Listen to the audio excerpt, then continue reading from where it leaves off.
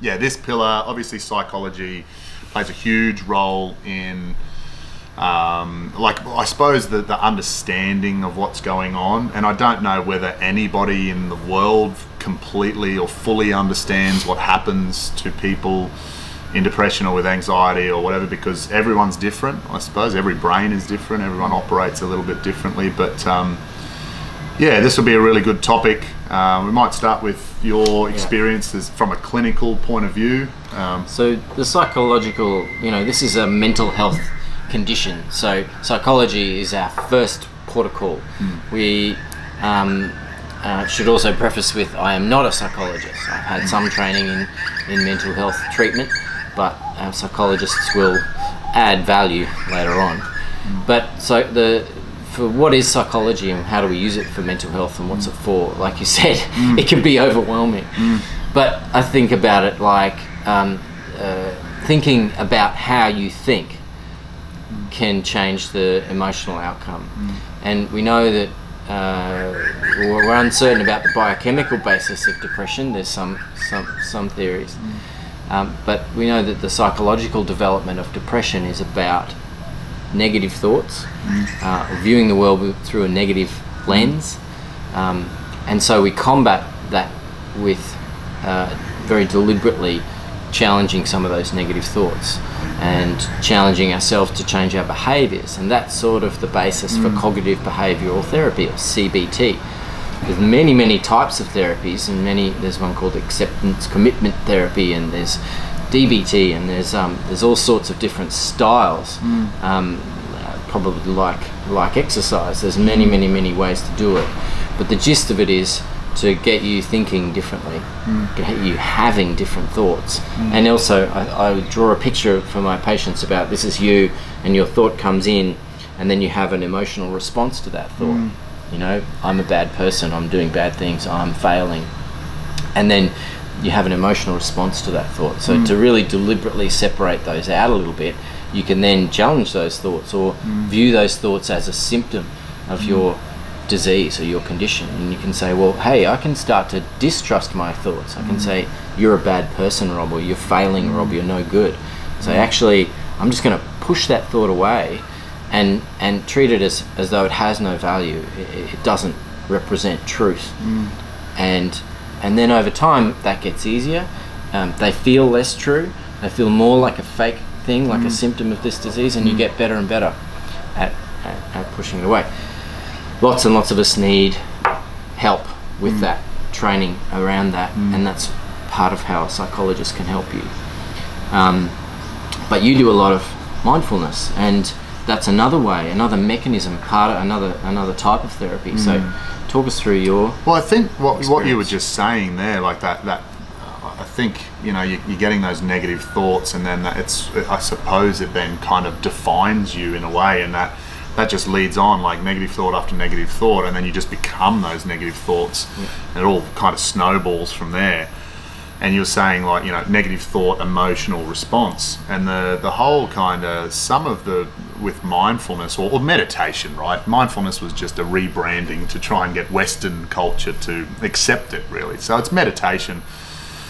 And so through meditation, the thing is a lot of people go like, oh, I can't not think, I can't switch off. It's not necessarily about that, because our brains are designed to think.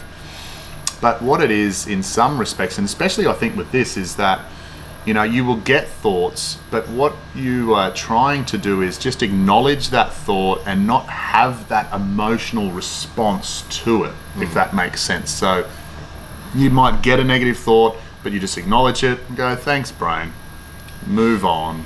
And it might be another thought that comes along, or you distract the brain away and go, I'm going to reconnect back with my breath, for example.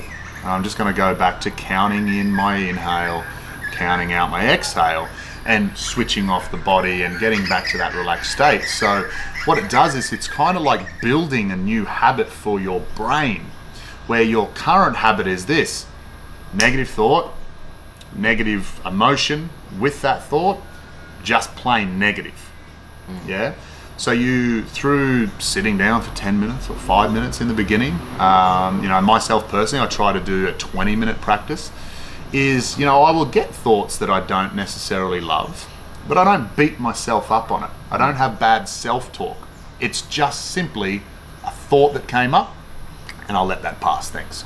Or if it doesn't pass, I might use a different technique. I might go away to sounds. So in this environment now, you probably hear it through the sound mic, there are different sounds. So I will literally sit and I'll go, I'm going to tap into sounds now. I can hear a truck in the background. I don't go, oh, what type of truck? I just go, it's a truck. And then I'll wait for the next sound. Oh, I can hear the cicadas. Wait for the next space. Oh, I can hear birds. And so I'm actually just distracting my kind of brain away from what might be going on with the negative thought like, oh God, that, my partner yesterday said this to me and it really affected me. And so what you get the ability to do in everyday life without having to sit cross-legged and do this and have butterflies fly around your head is you have the ability to be like the helicopter observer of your thoughts, if that makes sense. Where thought comes in, it might not be awesome, right? But you have the ability to just take a breath, let it go. And you build that habit through meditation. So the stigma behind meditation is, it goes for too long, it's too hard, I can't switch off my thoughts. It's not what it's about. How long do you think, when you first discovered meditation or mindfulness, how long do you think it took you to start noticing a benefit or to get good at it? Do you know what I mean? Yeah, I struggled with it in the beginning, and I struggled with the time that they were wanting me to do. And this is the one gripe I have with some people that teach meditation is there was too many rules. Yeah. It's like, you have to do it for 20 minutes, you have to do it for 30 minutes, you have to be cross-legged, you have to do this, it has to be before breakfast, and I just thought, everyone's different, Some people are morning people, some people are not. So, for me, the real benefits I started, when I knew that there was something in this meditation, because I was a skeptic. I'm from far north Queensland. We don't do a lot of meditation up there, right? We play rugby league, which is a contact sport, and that's about it. And so I went to do a Vipassana, which is a retreat in silence. No gesturing to other people, no eye contact, no speaking. And one of the guys, there was only two guys, the rest were girls, believe it or not. And the other guy, before we went into silence, chatting to him, he was a really good bloke. When he said, okay, tomorrow morning when we all wake up, complete silence. By the end of that day, he was physically ill to the point where he was throwing up. And I thought, we're at a Buddhist monastery, so it's like organic food, vegan, all the rest of it. Like, there was not a lot of stuff in there that could make you sick. And everyone else was healthy. But this particular guy was out on this veranda just absolutely vomiting like crazy. And I thought, oh God, I wonder what's going on there. So I reached out to him after we had gone through this whole retreat. I said, hey mate, it was great to meet you. Obviously you got sick, what was wrong? And he goes, Adam, I just quite literally could not live in my own head. And so the negative self-talk and the negative loop that he had was actually making him physically ill. Yeah. And that was the point where I went, there's something in this. Yeah.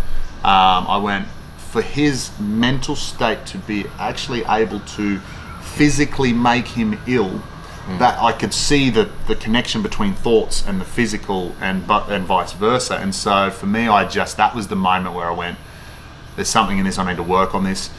Where I started to see the actual benefits in myself was even with interactions with people, instead of getting a really angry emotional response to someone who was having a go at me face to face, I could breathe and just go, how should I respond to this, not react? How should I respond to this? I don't need to react and get myself all angry. I'm just going to respond to this. Or do I actually have to respond to this? Because responding or reacting to something affects my own physical environment or my internal environment. And so that affects me. And there's a quote that I like, which is, harboring anger or angst or something against someone else is like drinking poison and expecting them to die. Yeah, right. You're drinking the poison yourself because you're getting angry. And stress and anger and all of these emotions that come out, we know suppress our immune system, Yep. affects our digestion, speeds up our heart rate, stops saliva production, all of these physical things that, from a medical point of view, we know are not good for us. Yeah.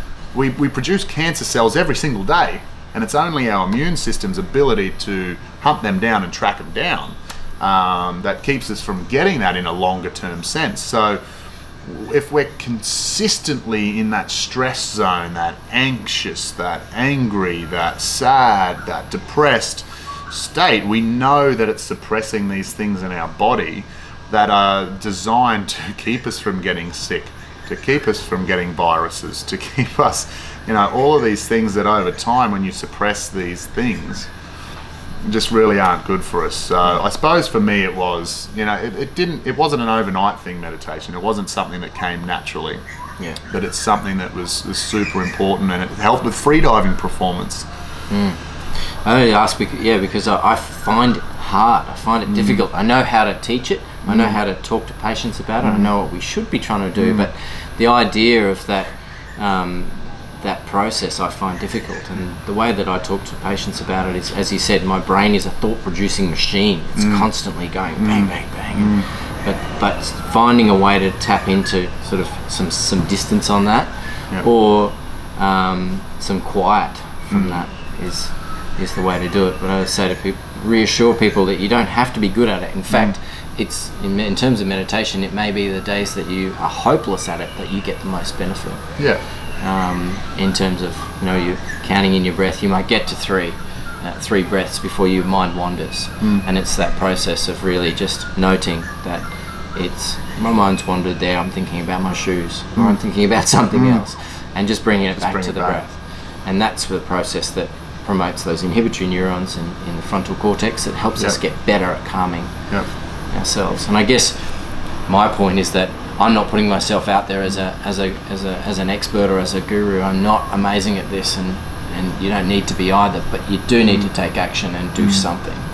I suppose one thing I want to get across to you guys is that there's no such thing as a good meditator or a bad meditator. It's just you're doing it. Do you know what I mean? Like, everyone's at different levels. It's the same with all of the other pillars we've done. Exercise. There's not good or bad exercise, really. You just do exercise. Yeah. There's not... Diet's a little bit different. There is good and bad diets. But you just have to kind of be conscious of it and do it. It's the exact same with this. And you don't, I would say start small. There are apps out there that will help you. But we know that one way that we can regulate our nervous system, which is the main thing we're kind of tapping into here. We've got two nervous systems. We've got your sympathetic nervous system, which is your stress zone, and you've got your parasympathetic nervous system, which is where you want to operate. So parasympathetic is nicknamed your rest, digest, and regenerate system. We now know, and freedivers have been doing it for a very long time, we just didn't really have the science behind it. Now we do. Is that what I would say is first start with breath. Breath is the easiest thing to connect with, and start bloody small. Don't go and try and start doing 20-minute breathing exercises, because you will go, I'm bad at it. Start with 3 to 5 minutes. Now the science kind of backs up that 3 to 5 minutes of closing down the eyes first, belly breathing through your nose, and just lengthening that exhale out. So those 4 things used in conjunction with each other can take you from your sympathetic, your stress zone, to your parasympathetic nervous system. Now the reason why breath is so easy is because we're constantly doing it. It's easy to attach to, but it's also one of the most powerful tools, because whilst it will happen unconsciously despite us, so we know this through freediving, but also we can consciously affect breath on a dime. Okay, so you can go and get Valium, right? And you can take that thing, and eventually it will have its effect. You can affect your heart rate, but you need to spend some time with that. You can't just in 1 second go like, all right, heart rate, let's go from 120 to 80. It's not going to respond. Breath is something so powerful because I could be in a state, I could be in my sympathetic nervous system. Let's say I've just done a public speaking session. Boom, I'm high. I'm like, because I've been trying to get thoughts out and I've got an audience and I need to do a good job. And I'm in that sympathetic nervous system and I come off stage and my breath is like this. Wow, I did a good job. I'm so high. But I also can, on a dime, change my breath. I could lay on the ground, I could sit in a chair, I could have my palms up, I could just relax my body, start breathing through my nose, close down my eyes. Now, actually, I'll break this down because closing down the eyes is significant because it tells our brain that right now I'm in a safe environment. I'm actually in my house. Rob's a friend. He's not going to attack me while my eyes are closed. I'm in a safe space. So the closing down the eyes is significant from that point of view. Closing down the eyes says, brain, we're safe right now. What we know is that breathing through the nose is the most effective way. You get better quality air through. There's a lot of science behind things like nitric oxide, which actually helps with blood flow and all different things, but humidifies the air, all this sort of stuff. I don't want to get too sciencey here, but closing down the eyes, breathing through the nose. Now, breathing through the nose also, if you do the exercise, if you breathe through your nose, generally your belly breathing will be activated, which is also called diaphragmatic breath. So breathing through the nose generally will activate the most effective way to breathe. If you breathe through the mouth, what generally happens is you chest breathe, which is associated with stressful breathing, which is generally what we learn. So as kids, as adolescents, when we first come out, we're generally nose breathers and belly breathers, and we kind of, what they say is we learn to breathe like shit through a stressful life. So closing down the eyes, good posture, breathing through the nose, belly breathing, and then lengthening your exhale.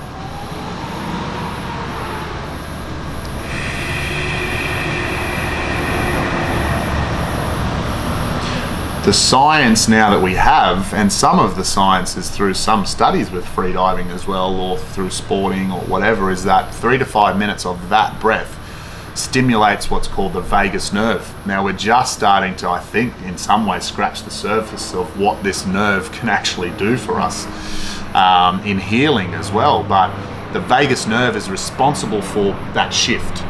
So putting us from that stress zone into the parasympathetic rest, digest, and regenerate.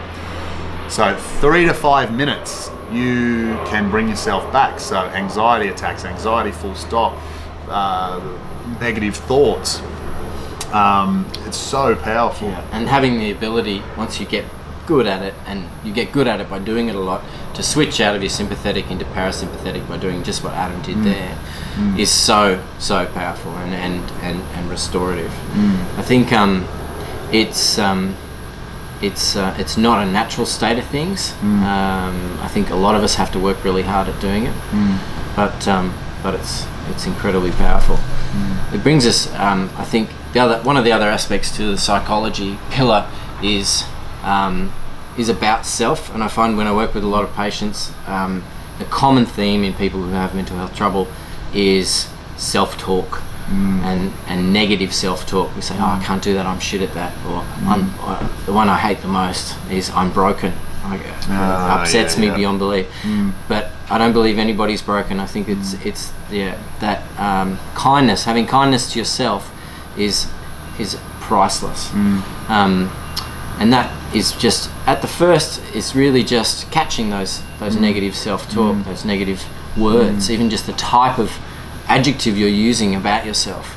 Because if you're not in your corner, you know who's going to be. You've got to, and it doesn't mean being arrogant or being silly, but just avoiding the negative stuff. Avoiding that negative self-talk and thinking, you know what, I'm worth it.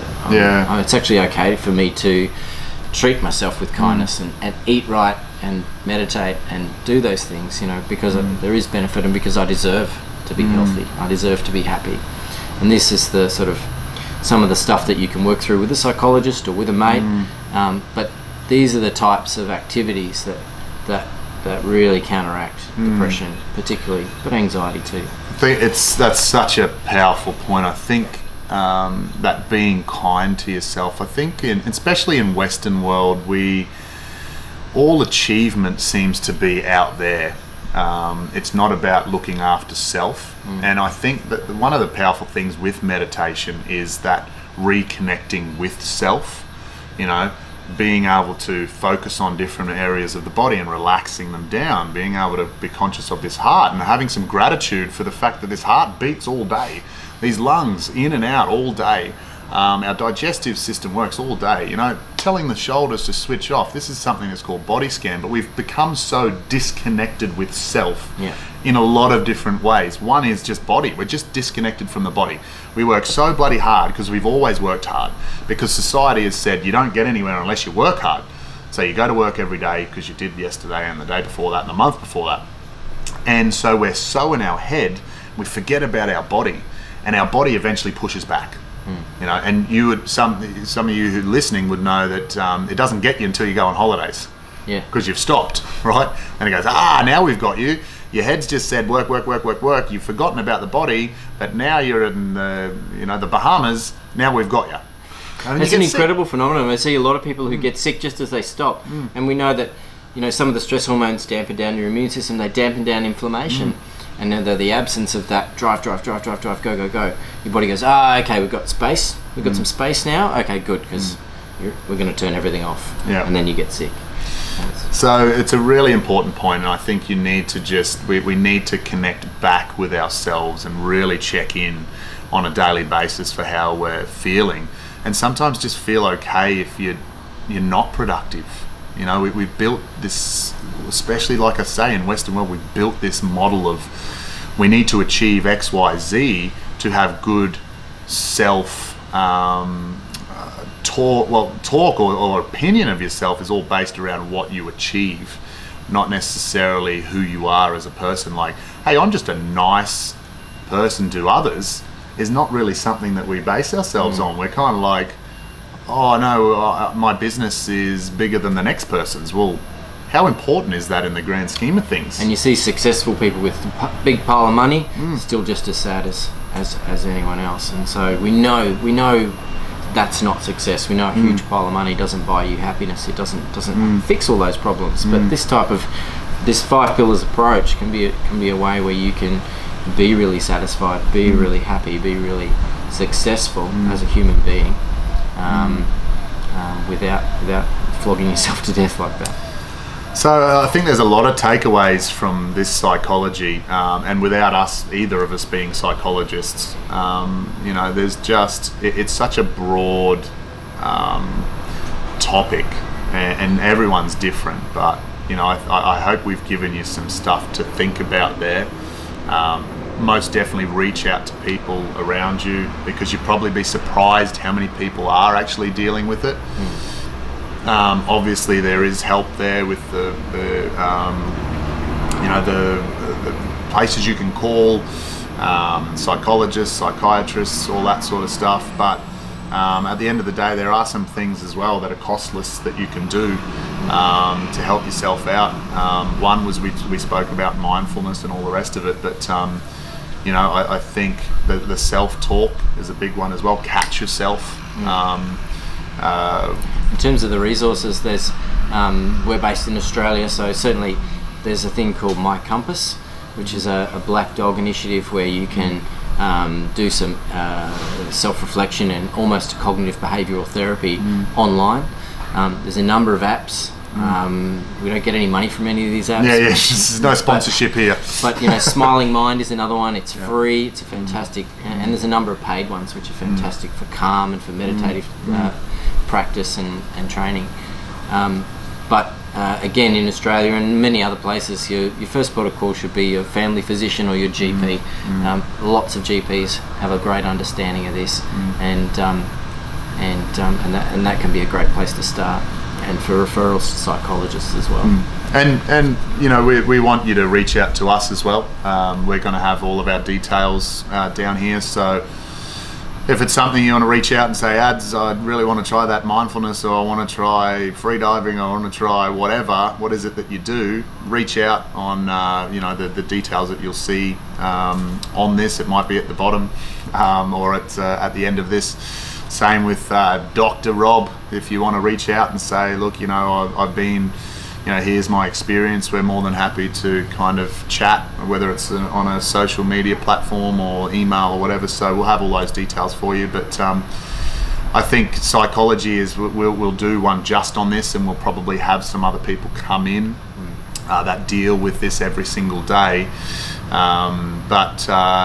So hope you got something out of that, and we'll next session will be on the medication or the medical side of things there. So.